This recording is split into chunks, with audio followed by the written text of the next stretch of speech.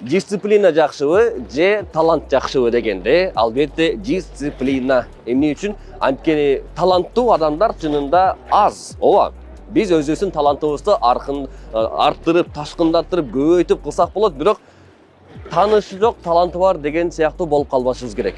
Эгерде адамдын мисалы таанышы жок болсо дегенде, анын таланты артпай калат деп мурунку убакытта адамдар ошондой деп ойлочу, туурабы? Бирок азыркы заманда адамдын таланты болсо, өзүнүн өнөрү болсо, аны YouTube'га тартып, айталык сүрөт жагынан дейли же дагы бир өнөрлөрү болсо, аны YouTube'га тартып, популярдуулукка ээ боло алат.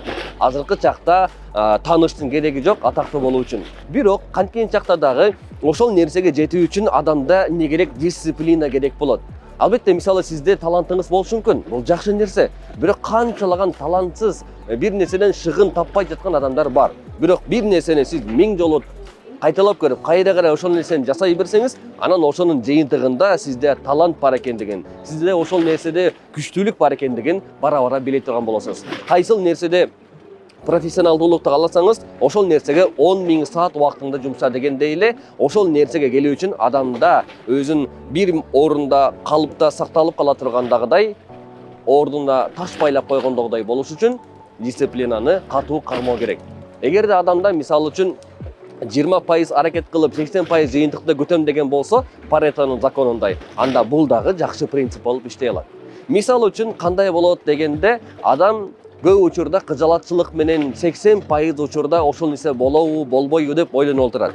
Бирок 20% гана аракет кылып коюп, күнүмкү утуру аздан кыла берсе, ал балким бара-бара ал нерсе чоң бир нерсеге айланып калат. Аз болсо да саз болсун дегендей, биз кичинеден жасай беребиз. Ошол нерсе акырындык метод капли деп коет, тамчы ташка урулуп отуруп, ошол ташты экиге бөлүп салган сыңардай эле биз дагы өзүбүздүн аракетибиз менен күнүмдүк аракеттердин кылып отуруп, ташты жарып салгандай талантыбызды дагы арттыра алабыз дисциплинанын негизинде.